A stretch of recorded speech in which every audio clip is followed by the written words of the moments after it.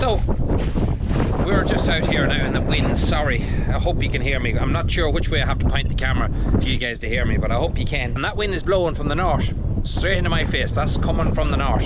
Very peculiar in the month of August. But one thing we want to do is a couple of little small things that make a big difference. This drain here is blocked, so any flood of water that comes down here floods in here, and if it can't get in there into that drain, it comes along, which it's doing now at the minute, and running in here into this field, and it soaks this field. This whole end is completely saturated with water. With the big downpours that we've had, just where the tractor sits, there's a massive build up of silt and stone that got washed down with all the flooding that we had on the pass, and that as well came down here and filled this over. So I'm just going to get the front loader, I'm going to take a wee bit off it and shovel the rest of it out of the way, because a little simple thing like this will make a big difference to this field, which we hope to graze in a few days.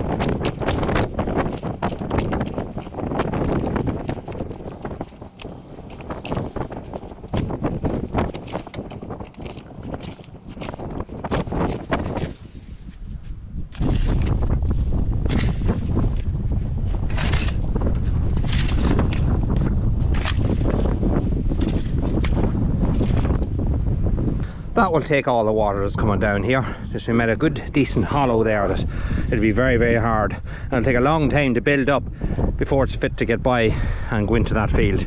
There's a big deep drain there as well. It's very deep, which goes down there. Something I must show Sophia sometime is that underneath here there's an oak beam, and I hope you can hear me. I have no mic with me today, but there's an oak beam that my dad's father put in, so my grandfather, who I never met.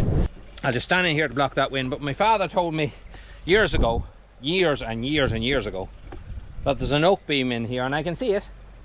That's kind of used as a bit of a bridge here, and my grandfather took it from their home place and put it in here, and it's there a long time. I am going to pull it out someday. I'm going to dig it out and pull it out. I'm going to put it somewhere on our farm that is protected from the weather and keep it, because it's the only thing that my grandfather would have brought here from the original home farm where my father would have come from. So a wee bit of history. Sophia never knew that before, but you know now, and we will. I can see it. It's just in there. It's very hard for you guys to see because it's dark, but I can see it. It's a big beam. Today is actually a nice day. There's no wind, there's no real drying, but it's warm, it's sunny. It's quite hazy over there. It's certainly not blue skies.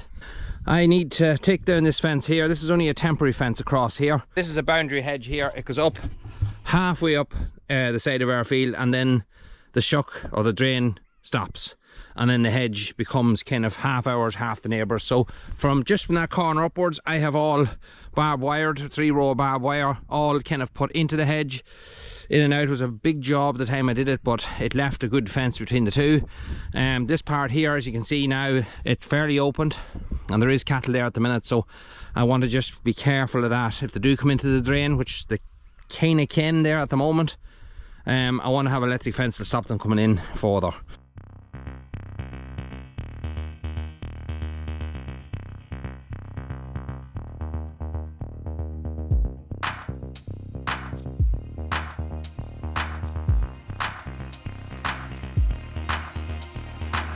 I'm putting these about 10 yards apart, as far basically as I can without the wire being on too much stress, keeping it tight, if you get me.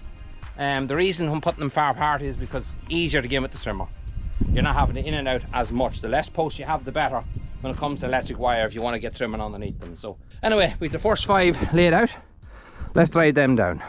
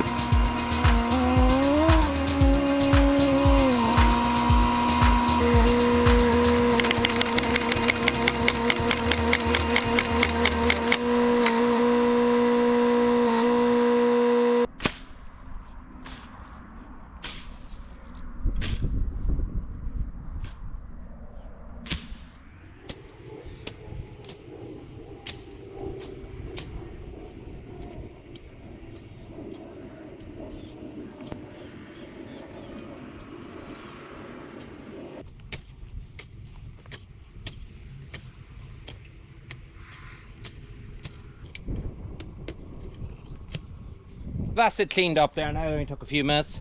Nice little bit of exercise. That was my father's favourite weapon. And no, not to tax somebody, but actually he spent much of his time, as I remember, he would spend days upon days facing in shucks and drains on the sides of hedges. He loved that type of work, and he used to have piles of stuff that was built sky high when he'd take into it. Anyway, next thing to do is get the wire on here. We're just gonna pull it from that tree, maybe above or here. We're not wrapping around it. Never put wire around trees. I used to see people doing that constantly because you will kill the tree. I just nail it to the side of it, and I'll pull it up to the far tree as well behind it. So I've got 2 anchors. Just nail it onto the side of it. When you do that, it's absolutely fine.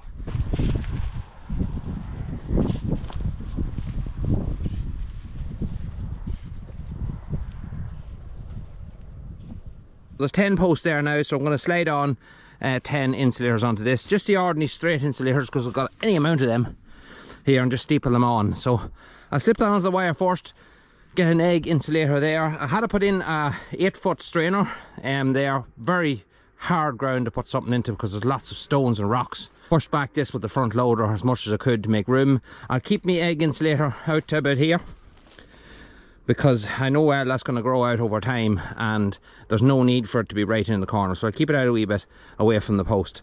But let's get these other insulators on, get them nailed on, get this job wrapped up.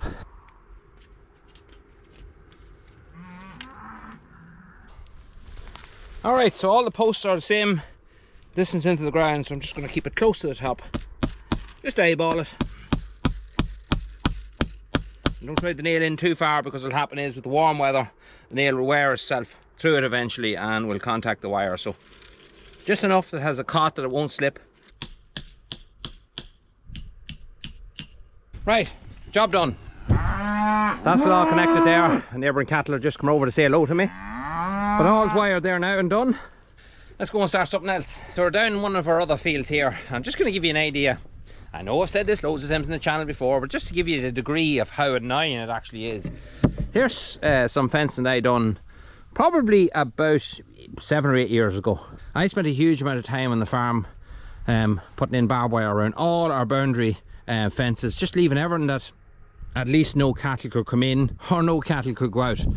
But a lot of our fences unfortunately look like this now, and all the posts are just gone, and it's annoying because it takes so long to do it in the first place. Now there is the Clip-X posts. I was actually going to take some today in our local co-op and try them out, but they were completely sold out. So I'm just going to go with the posts that I had stocked over from last year, because these Creedasol posts, they're banned now and gone. So we had quite a few bought last year just to have them before the ban had come in, so we still have them. So thankfully we have those, but we're flying through them. And if I spent the next couple of days fencing, I know we would use 100, 200 posts easily. And that's just to replace all these posts that are in 5 to 8 years.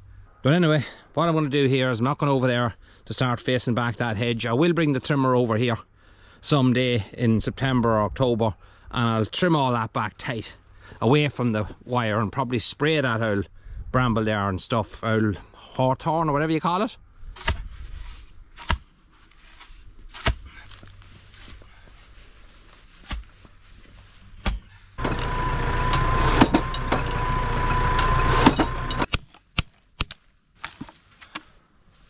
There it is.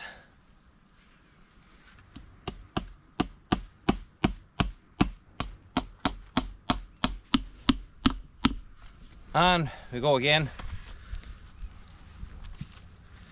That's that done. So there's our 3 posts in there now, and our wire fixed back up again, and our 3 lovely clients laying on the ground.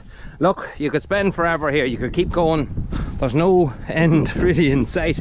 There's another one there that's hanging over as well, and I might actually, when I'm here, I have 1 post left on the tractor, I might just do that one as well. But you get the kind of moral of the story.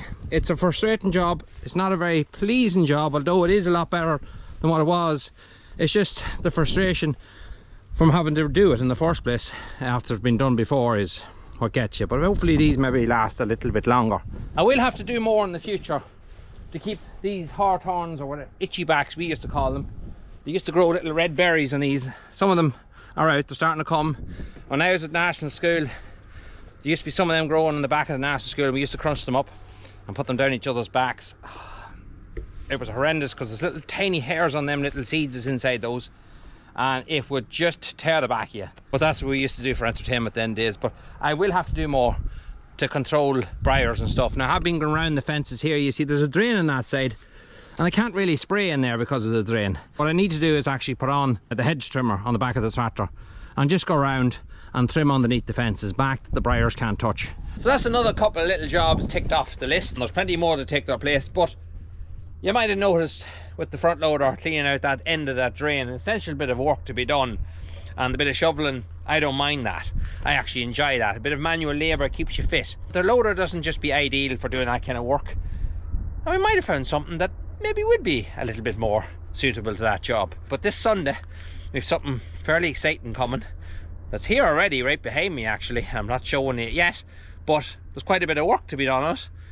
But it should be, when it's finished, very handy on our farm, and that's all I'm going to say. A lot of people have guessed on Facebook and Instagram. If you're not following us there, go over and check us out, because we did put a lovely teaser up of what it might be, and a lot of people have guessed and have ridden around the right ballpark. But we're not going to say exactly what it is. But I'm looking forward to sharing with you. We have a lot of work to do to it, but hopefully it'll all be worth it. But you'll find all that out next Sunday. Sophia's just bringing in the cows now. I'm going to off to do my milking. Talk to you then.